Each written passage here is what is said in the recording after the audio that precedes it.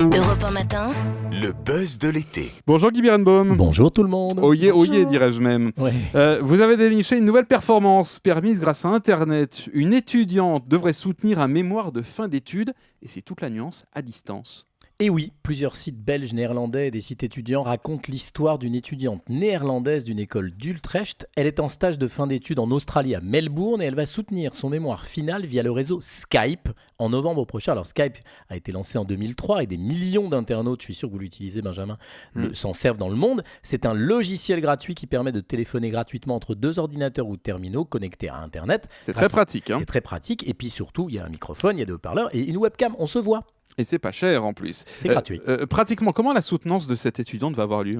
Alors en fait, son école accepte de lui éviter le trajet aller-retour entre l'Australie et les Pays-Bas. Elle va soutenir son mémoire en même temps que ses camarades en novembre prochain depuis Melbourne grâce à sa webcam et à sa connexion sur Skype. Mais attention, c'est à ses risques et périls. Elle sera la seule responsable de sa liaison et du bon déroulement de sa soutenance. Et elle sera notée de la même manière que ses petits camarades. Elle n'aura aucune dérogation en raison de la distance et du moyen technique utilisé. Donc il y a intérêt à ce que le réseau fonctionne bien. Oui. C'est une première, Guy, aux Pays-Bas. En France, ça s'est déjà passé ou pas ? Alors j'ai fouillé, j'ai trouvé quelques exemples, notamment un étudiant qui a soutenu depuis Séoul avec deux enseignants qui étaient eux à Montpellier, mais attention, c'était un master professionnel dispensé lui-même en ligne et pas une formation universitaire traditionnelle. En tout cas, hors du secteur des examens, il y a de plus en plus d'entretiens d'embauche, figurez-vous, ou de recrutement de stagiaires via Skype. Moi, j'ai jamais vu ça, mais bon. Et il y a aussi pas mal d'interviews, ça on le sait, nous, qui se font comme ça dans les médias, notamment on en a vu beaucoup au moment du printemps arabe.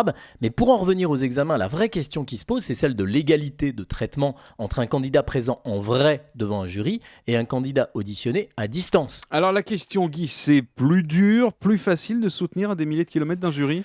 Alors moi j'ai soutenu en mémoire de DEA aussi une thèse de doctorat, s'il vous plaît, dans des conditions normales face à mes deux jurys. Modeste ce matin. Très modeste. Non mais on va se calmer un peu. Non, Mais je n'aurais pas aimé être à la merci d'une liaison défaillante, d'une connexion internet qui peut planter ou d'une webcam qui peut cesser de fonctionner. C'est très bien sur le papier, mais si on rajoute du stress, je dirais technologique au stress normal de la soutenance, il y a quand même de quoi s'inquiéter. En même temps, il y a un avantage.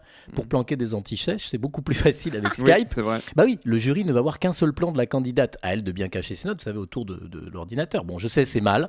Mais on tremble moins peut-être aussi à distance. Je suis pas sûr, parce qu'en plus, si vous vous rapprochez de la caméra, ça zoome, c'est affreux. Enfin bon, au bout du compte, tout ça c'est très joli, mais moi je reste d'accord avec ce que disait Oscar Wilde des examens. Dans les examens, les imbéciles posent des questions auxquelles les sages ne peuvent pas répondre. Et ça, ni Skype ni la distance ne vont changer. Merci, quoi que ce soit. Merci Guy Birenbaum. Et encore bravo pour votre doctorat obtenu devant le jury. Haut la main. Félicitations Guy.